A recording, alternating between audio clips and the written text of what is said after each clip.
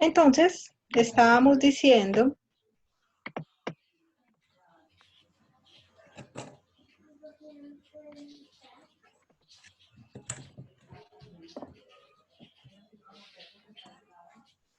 recordámoslos a ustedes para este lado que me dejen ver.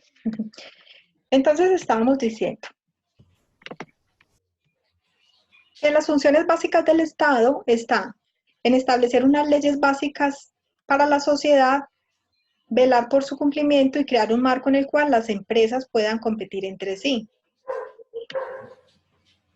Evaluar los defectos y las limitaciones del mercado. En ese mercado, ¿qué va a pasar? Va a garantizar la redistribución de la renta con la corrección de fallos del mercado de acuerdo a las fluctuaciones económicas de qué?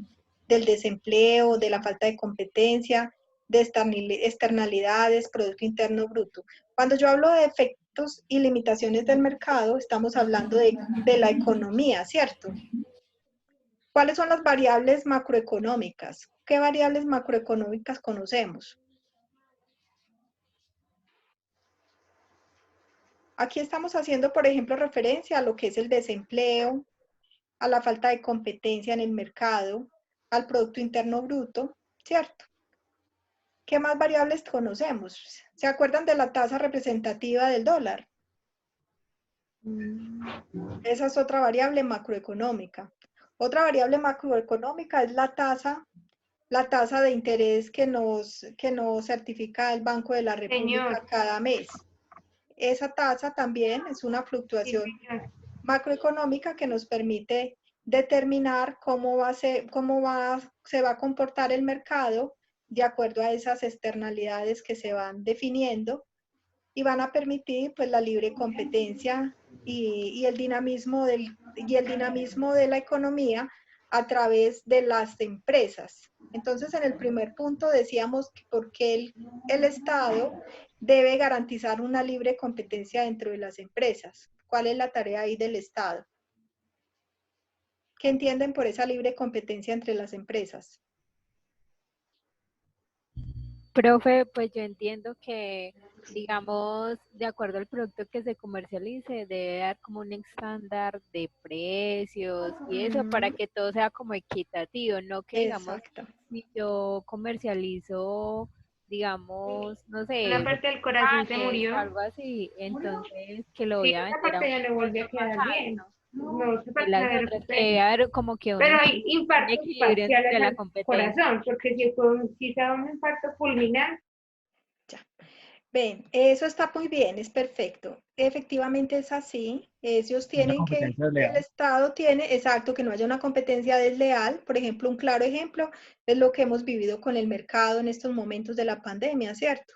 Las presiones que se han generado en el mercado y la gente que quiera hacer su agosto y quiera aprovecharse del momento y quiere pues sacar los mayores provechos. Entonces ahí es donde el Estado está llamado a entrar a regular y a controlar o a castigar a aquellos que están abusando de poder. Entonces, en un estado de libre competencia, ¿qué pasa con los monopolios? Están prohibidos. Exactamente, se supone que están prohibidos y el Estado no debe patrocinar los monopolios ni los debe permitir. ¿Por qué? Porque es que el monopolio no va a permitir la libre competencia y no va a permitir que los consumidores pues tengan otras opciones diferentes que les suplan sus necesidades, sino que tiene que resignarse a pagar unos rubros altísimos porque solamente una empresa tiene el manejo de la economía. Entonces, con eso es que nos vamos a encontrar, por eso es tarea del Estado controlarlo y él es el que tiene esa función, nadie más la tiene. Entonces, esas externalidades vamos a mirarle la injerencia que tiene el Estado en la economía, lo va a hacer por una forma directa a través del gasto público y la distribución de la riqueza, y a nivel indirecta a través de mecanismos de regulación de la actividad económica. Entonces, en esa forma indirecta es el control de precios, ¿cierto? Es el control de precios y medidas en donde el Estado entra, eh, regula al mercado, verifica esa libre competencia cómo se está dando, crea unos estándares, limita unos precios, define unos impuestos. Esos impuestos también da una posibilidad de acceso de la comunidad a un consumo, o dependiendo de si esos impuestos son muy altos, pues obviamente va a limitar que esas personas que viven en esa comunidad podamos hacer uso de ese producto porque se vuelve muy costoso y oneroso. Entonces vamos a irnos a otra acción que hizo el gobierno, bajarle el costo a las tarifas de los celulares y del internet, ¿cierto? Para facilitar que todos los ciudadanos, la mayor cantidad, tuviera una facilidad de estar conectados, de estar pendientes, de tener un medio de comunicación por si tiene alguna dificultad a nivel de salud y pueda acercarse fácilmente a llamar a los organismos de control. Entonces, ¿qué dijo? Los servicios de internet y telefonía que tengan un costo de 2 VTs, ¿cuánto es? Como 70.000 ya. Son Como 72.000 pesos, 71.000 algo, 72.000 pesos. Entonces, los planes que están dentro de ese tope lo que hicieron fue quitarle el IVA y vamos a tener un servicio sin IVA, va a ser menos oneroso, menos costoso y vamos a poder disfrutar más fácil, poder seguir pagando ese servicio, A mí me llega igual de caro. ¿verdad? Reclame, porque sí lo redujeron de precio. No, si no los llama y no contestan, ahí no me cuelgan. Qué belleza. Déjelo por escrito en reclamo. Bueno, entonces, haciendo. ¿ah? Claro, sí lo está haciendo. Tengo entendido que hay Sí, otros operadores que no lo han como implementado, pero claro, Sí. sí lo está activando el descuento. sí, yo declaro sí me di cuenta que lo está haciendo. Pero toca hacerle seguimiento porque es un derecho, eso es una norma. Lo importante es que tú estés dentro de ese costo de 2 VTs. Si eres superior, no te cobija. No, sí, es superior. Te tocaría mirarlo.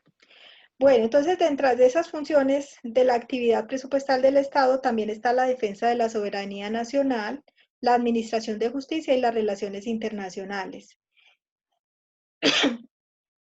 También se constituyen en un instrumento para garantizar la propiedad privada, el cumplimiento de los contratos, la libre competencia y otro conjunto de reglas cuya preservación se considera indispensable para mantener el funcionamiento de la organización económica y social.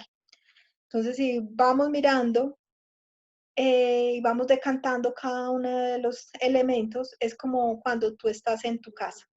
Tú decides, vives con tu papá y tu mamá y decides irte de la casa. Cuando tú decides irte de la casa, uno de joven piensa que eso es muy, muy sencillo. Simplemente uno coge la maleta y se va de la casa y va y se alquila un cuarto y ya.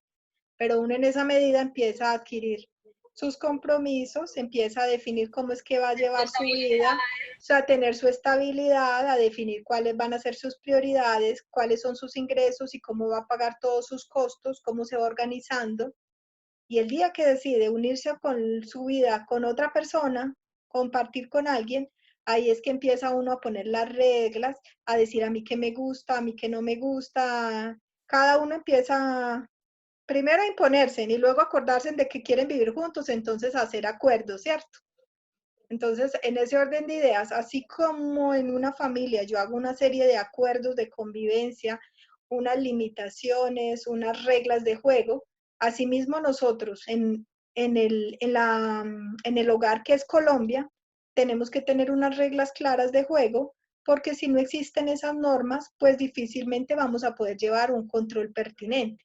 Por eso es que hemos visto que el gobierno en la soberanía y el señor presidente dentro de sus niveles de autoridad obviamente tiene todo un equipo de trabajo que le ayuda en el andamiaje y a darle soporte a todas esas reglas y normas que están implementadas en nuestro país para tratar de que, primero, de generar una serie de controles, segundo, de controlar los recursos con que cuenta el país y brindarle, suplir todas las necesidades básicas que tiene la comunidad.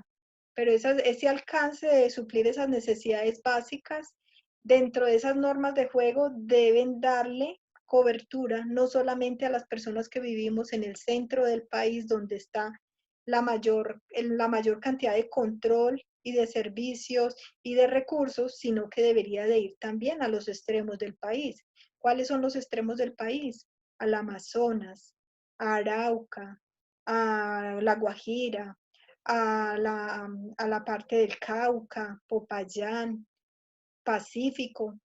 Entonces siempre ha sido el dolor como país de que nosotros en el centro estamos cubiertos, pero por lo general la parte más alejada, la parte más pobre, con más falencias, con más sufrimiento, que viven y tienen mayores necesidades que es difícil pues como cubrirlas, son esas zonas alejadas del país. Y si lo miran bien, son las zonas del país en donde está el desorden, donde tenemos la guerrilla, donde tenemos el narcotráfico, donde se aprovechan para, eh, des, para robarle al Estado, para contratar sin ningún fundamento, sin seguir unas reglas, y es donde realmente se están dando los mayores robos en el país, ¿cierto? Si nos vamos a la costa, es una tristeza la administración de los recursos en La Guajira, cuánto se roban y cuánto es el deterioro de los bienes públicos, porque no hay realmente unos controles que lo ejecuten y realmente brinden las garantías a las comunidades que viven en esos sectores. En las funciones de la actividad, entonces continuamos la función de asignación de recursos. ¿Para qué esos recursos? Para suplir las necesidades básicas. ¿Cuáles son las necesidades básicas? La educación, Alimentación. la alimentación. Ajá, claro que sí. Siempre se dice la educación, la seguridad, la salud, pero en este momento, cuando estamos en una pandemia y cuando no podemos salir a trabajar y cuando necesitamos mirar cómo vamos a sobrevivir, obviamente la necesidad de suplir una alimentación se vuelve un factor fundamental, ¿cierto?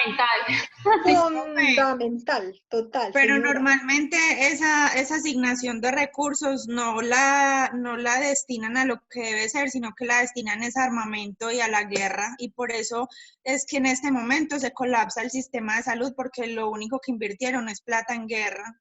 Es que esa es la realidad. La realidad para el papá gobierno ha sido el tema de seguridad, ¿cierto? ¿Por qué? Porque ha sido una realidad social toda la problemática que nosotros hemos adolecido durante tantos años. Entonces, por lo general, cuando tú miras los presupuestos, mucho porcentaje del presupuesto se lo dedican al armamento y al tema de seguridad. ¿Qué vamos a ver este año, por ejemplo? Este año vamos a ver que mucho del presupuesto va a tener que ser direccionado al tema de salud, al tema de alimentación, ¿cierto? ¿Por qué? En su momento se tenía un presupuesto diferente, con una estructura distinta, pero las necesidades de esta comunidad Colombia ha requerido que el gobierno vuelva y repiense y se reinvente y vuelva a reestructurar el presupuesto, porque la necesidad fundamental en este momento es ¿cuál? La parte de salubridad, la parte alimentaria y garantizar el tema de sostenibilidad de las empresas, ¿cierto? De alguna manera, sostenibilidad de los empleos de los trabajadores. Entonces, nadie estaba preparada para vivir estos momentos, ningún país, todo esto es nuevo.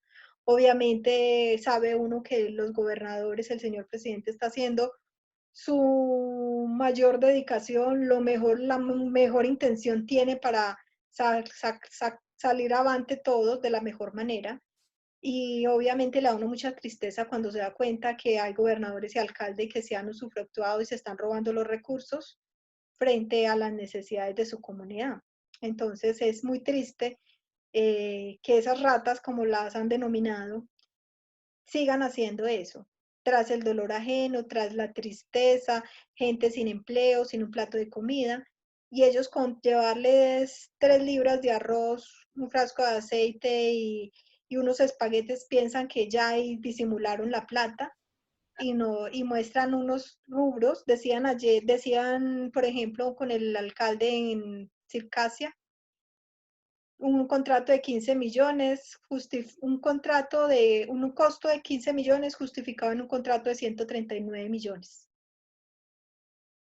Entonces, muy duro, ¿cierto? Muy duro que la gente se robe la plata de esa manera tras el dolor ajeno y viviendo este dilema que la gente o se muere del virus o se muere de hambre. Por eso es entendible. Y uno dice, caótico lo que estás pasando en Pereira, pero es entendible porque es que la gente ya no aguanta más. La gente ya no aguanta más. Y si tú miras, el proceso de la cuarentena ha sido para que el sector salud se organice, para que todos estemos preparados, le demos tiempo a que no nos enfermemos todos a la par y todos estemos preparados, utilizando unos protocolos, protegiéndonos como nos debemos de proteger, siendo como conscientes, haciendo un proceso de concientización. Pero obviamente eso lo vamos a enfrentar ya saliendo todos a la calle. Nosotros Yo no quiero, en la pues, casa se nos va a bajar las defensas de estar guardados y protegidos aquí en las cuatro paredes. Se nos están bajando las defensas. Tenemos es que estar enfrentados afuera para ir ganando defensas y los que somos sanos, pues enfrentar el virus porque nos va a tocar. Los que son enfermos, los que son mayores, los que tienen persistencias, diabéticos, enfermos del corazón, sufren de la presión, son las personas que se deben cuidar. Nosotros los aliviados ya en este momento nos toca salir a hacer frente, hacer uso de toda la protección, de todo lo que nos enseñaron y a empezar ese proceso de enfrentar el virus y de generar defensa, ¿cierto? Pero es una tarea que lamentablemente no se, el hecho de que estemos encerrados, el virus no se va a acabar. El virus se va a acabar cuando tengamos una vacuna y cuando realmente pues el gobierno tenga la capacidad de traer las vacunas suficientes para vacunarnos a todos. De resto, no, esa es una realidad y nos toca concientizarnos de que tenemos que convivir con ese virus. Entonces, obviamente, se cambian Así las es. necesidades. ¿Qué ibas a decir? Y así es, hay muchas personas que dicen, no, es que están saliendo a la calle sin protección, sin algo, y la gente no es consciente de que dice, yo estoy sano, es que no necesito salir con tapabocas porque estoy sano. Me dijo, sí, pero es que eso es tener como esa mente de que, bueno, estás salvo ahorita, pero más adelante, ¿qué? O tu familia, o tu conocido, o sea, como dice el dicho, hasta que no le pase a uno, no Así coge es, escarmiento.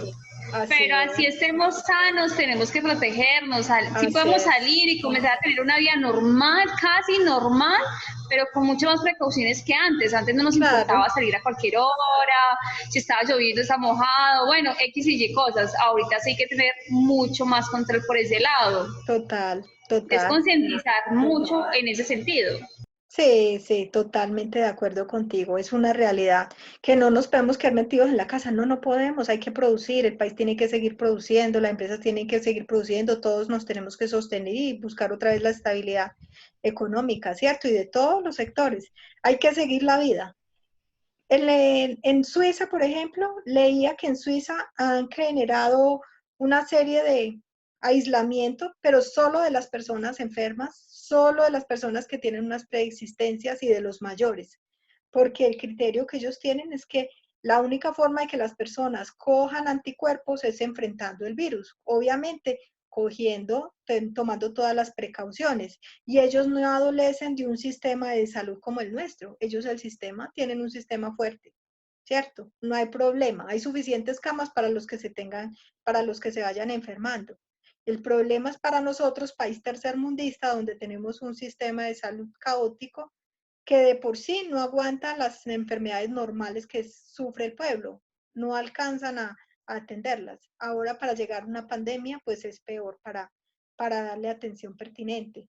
Tanto así que hoy en día no atienden a las enfermedades normales y todo se vuelve telefónicamente o aplazan las citas o el especialista no dan las citas porque le están dando prioridad a todo el coronavirus, ¿cierto? Que tampoco debiera ser la razón, porque las otras enfermedades, ¿qué va a pasar? Las otras enfermedades siguen ahí y siguen siendo una prioridad y un requerimiento de la comunidad que le atiendan del sistema de salud nos atienda también, así no sea coronavirus. Pero lamentablemente a veces perdemos como el rumbo también, porque no podemos perder el rumbo, porque todo también sigue, el que sufre el corazón sigue, el que sufre la presión continúa sufriendo de la presión, igual a todos hay que darles la atención pertinente. Entonces eso es lo que nosotros tenemos como gran falencia y que obviamente vamos a mirar. Hoy vamos a ver un presupuesto y lo vamos a evaluar al final del año y vamos a encontrar algo totalmente diferente a lo que se tenía aprobado. ¿Por qué? Porque las necesidades sociales con todo el tema de la pandemia va a ocasionar de que ese presupuesto todo cambie cambie de direccionamiento, de que lo que teníamos para hacer la inversión en un puente, en una carretera, ya eso se aplazó a hacerlo en un proyecto presupuestario plurianual y esos recursos los vamos a direccionar al sector salud o eso lo vamos a direccionar a proyectos de inversión social. ¿Por qué? Porque la gente requiere otros apoyos, retienen otras necesidades y es el Estado el que se las tiene que suplir, ¿cierto?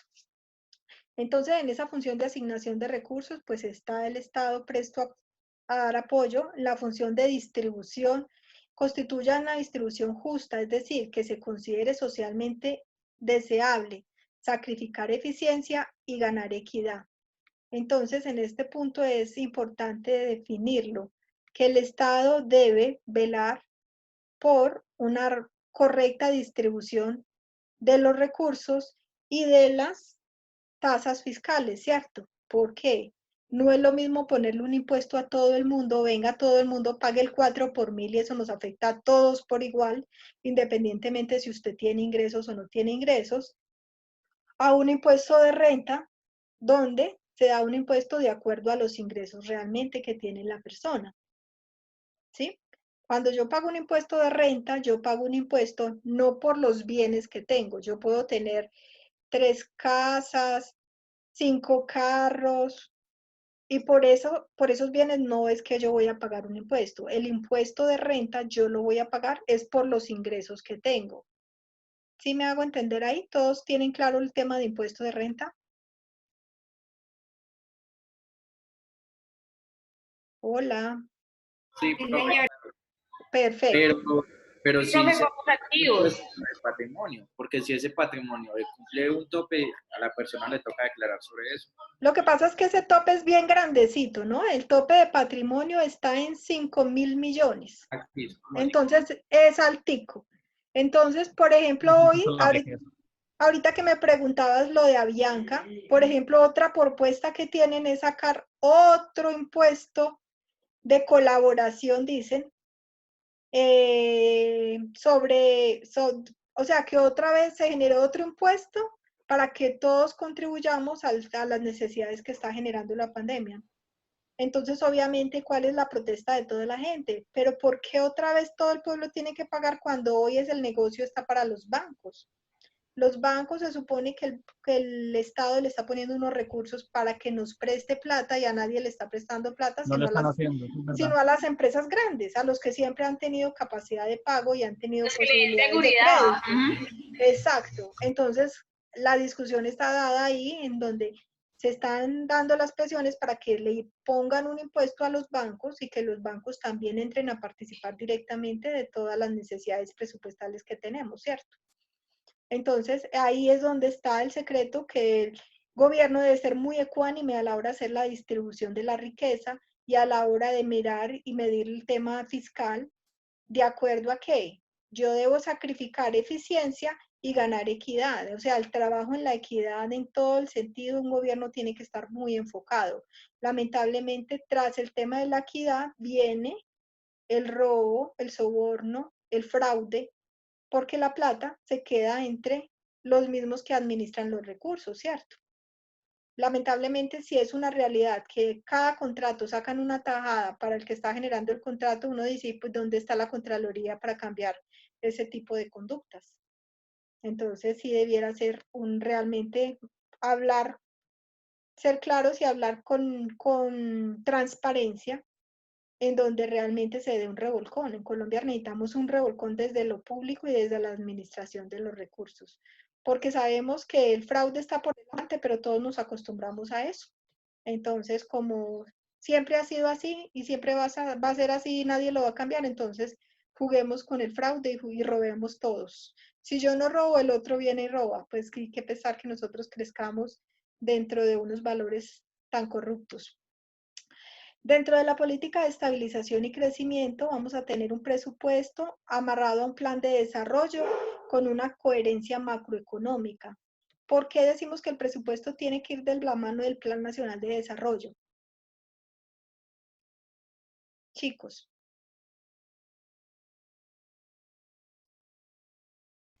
¿Puede volver a repetir la pregunta? ¿por qué decimos que el presupuesto debe de ir de la mano del Plan Nacional de Desarrollo? Ahora 8 días lo vimos. Recordemos que decimos que debe de ir de la mano el Plan Nacional de Desarrollo porque el plan es el proyecto que tenemos todo a nivel macro, de largo plazo. El plan Nacional de Desarrollo es a 10 años y el presupuesto es la anualidad que vamos haciendo, año por año, año por año. El presupuesto tiene que ir caminando paso a paso, pero enfocado, dándole proyección a lo que estamos queriendo hacer y establecer en ese Plan Nacional de Desarrollo. ¿Sí?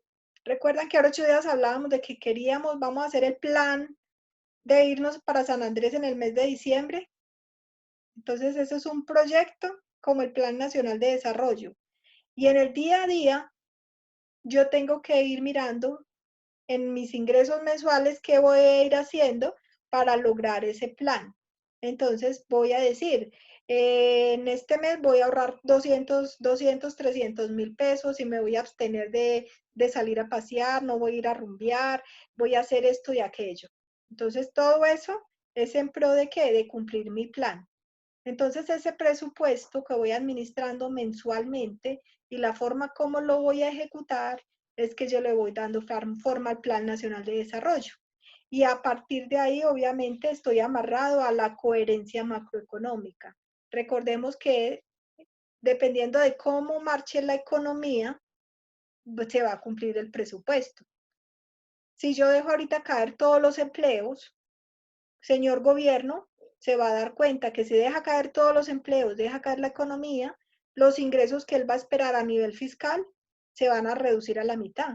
¿Por qué? Porque no van a estar las empresas produciendo, porque no van a estar las empresas pagando impuestos, porque no pueden vender los productos, porque el señor trabajador se queda sin empleo. Si el señor trabajador se queda sin empleo, la familia no tiene con qué comer, no tienen con qué comprar bienes suntuosos, no se generan impuestos, ¿cierto? Todo se va en detrimento. Entonces todo debe andar de la mano.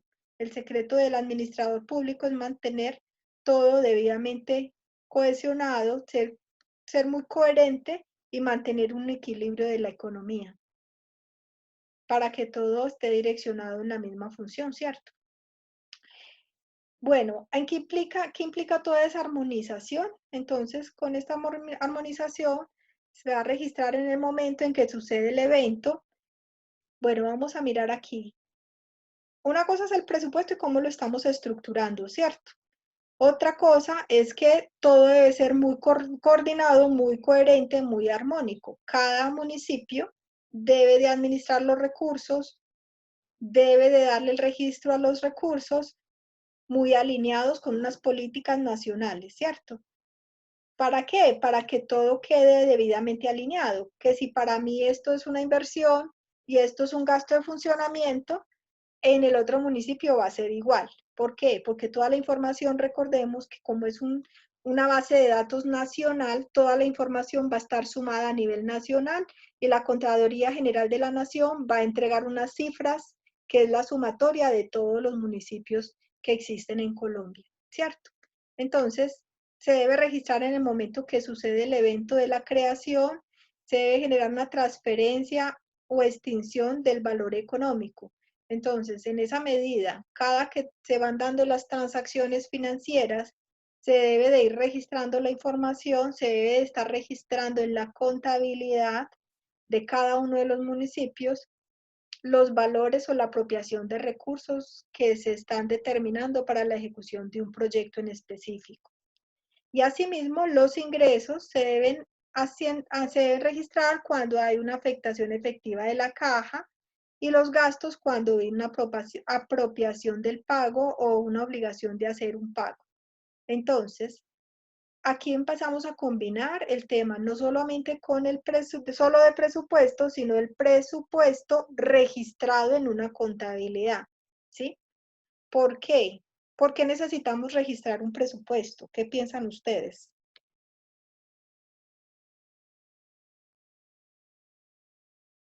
Chicos, ¿qué me genera? Necesitamos de alguna forma proyectar, digamos, todo lo que va a hacer la compañía en en tiempos posteriores, cuánto tiene Ajá, que vender, por cuánto tiene que recibir de ingresos para poder seguir, digamos, realizando sus actividades, porque tiene, digamos, planeado tales gastos y si no tiene sus ingresos, pues no va a poder seguir en marcha. Tiene que proyectar. exacto, exacto. Son en ambas vías, ¿cierto? Una vía, en ambas vías, una cosa es proyectar y otra cosa es registrar para llevar el control e ir mirando cómo tiene que ir reformulando para hacer ajustes a ese presupuesto, ¿cierto? Entonces, el control, ¿cierto? El control, que es lo que, el valor agregado que le da la contabilidad a la administración de los recursos. En la medida que yo voy registrando, voy conociendo y voy controlando lo que va quedando en el flujo de caja. ¿Qué plata me va quedando? ¿Qué valores he ido ejecutando? ¿Qué costos he tenido que asumir? ¿Dónde van mis topes de las inversiones y qué plata me va quedando en cada uno de los proyectos y en qué porcentaje los voy teniendo para ver si estoy cumpliendo, ¿cierto? O qué adicional tengo que hacer para que le hundan la chancleta porque necesitamos terminar ya ese proyecto. ¿Por qué? Se me va a acabar el año fiscal. Si han visto que cuando llega noviembre todo, por todos lados destapan las carreteras, se ponen a hacer trabajos, por todos lados aparecen trabajos del municipio. ¿Saben por qué es Sí, es eso? una locura, sí, eso es verdad. ¿Saben por qué es eso? Porque todo lo dejan para el final o simplemente quieren quedar bien o, bueno, no sé, terminar como se supone que se haber hecho todas las obras en el año, pues en su año regular.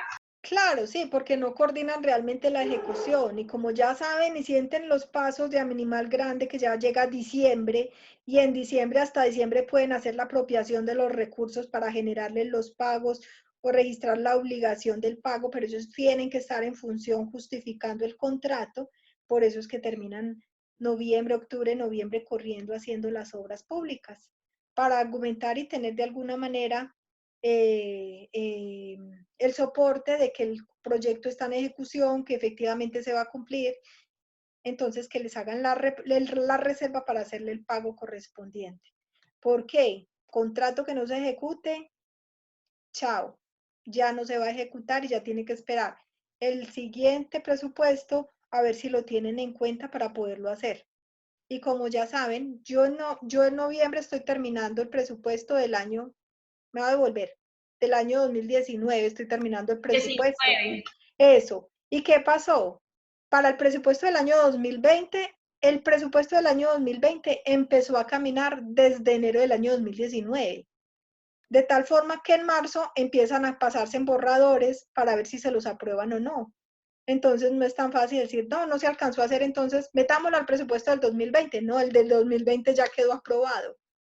Entonces eso tiene que haber una sinergia y una sincronización muy clara de los presupuestos y de la ejecución que se le debe dar a los proyectos, porque o si no, fácilmente pueden quedar sueltos el siguiente año, porque el siguiente año queda aprobado en octubre. Entonces tú estás terminando de ejecutar el presupuesto en noviembre y ya cuentas con un presupuesto aprobado para el siguiente año. Entonces eso es la necesidad de manejar una armonización en todo lo que tiene que ver con los ingresos y con los gastos a ejecutar. ¿Qué es la clasificación presupuestaria? Es el conjunto de ítems que utiliza el gobierno central para definir tanto las transacciones de ingresos como las transacciones de gasto en las etapas de programación, aprobación, ejecución y seguimiento presupuestal. Entonces, es importante en esa adaptación, están las decisiones políticas, está el registro presupuestal y está la rendición de cuentas, que es muy importante este renglón en lo que tiene que ver la participación ciudadana. Por lo general nosotros poco nos interesamos de esos rubros, pero en la medida que tenemos una visión diferente hacia el tema público, vamos viendo otras cosas y vamos dimensionando las cosas de una manera diferente. Le vamos dando como un poquito más de importancia, ¿cierto?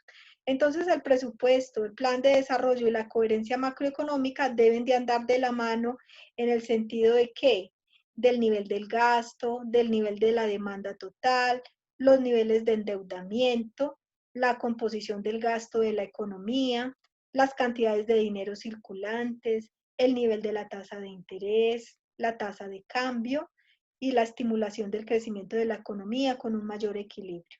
Entonces, todo esto va a ocasionar en su medida que realmente hablemos de una coherencia macroeconómica y que realmente podamos impulsar el presupuesto en función de cumplir el desarrollo, el Plan Nacional de Desarrollo.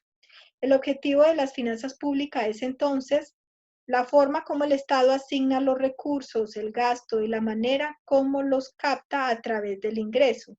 Y esto lo vamos a realizar a través de la política fiscal. La política fiscal está enfocada en el qué, en el tema de impuestos, ¿sí?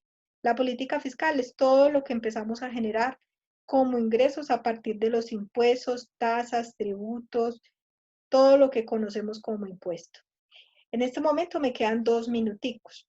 Les voy a proponer, sea el momento para que paremos 15 minuticos, se tomen un cafecito y nos volvemos a conectar.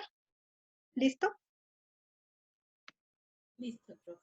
Nos vemos entonces en 15 minuticos. Profe, a la compañera Señora. Mayra Alejandra se Sí. le fue la energía por la casa y no se ha podido conectar. Ah, Mayra bueno, Alejandra niña. Garzón. Muchísimas gracias. Listo, Igual profe. ahorita de entrada voy a ir dejando los videos de una vez subiditos. Nos vemos ahorita entonces. Gracias. Listo, profe. Gracias. Chao.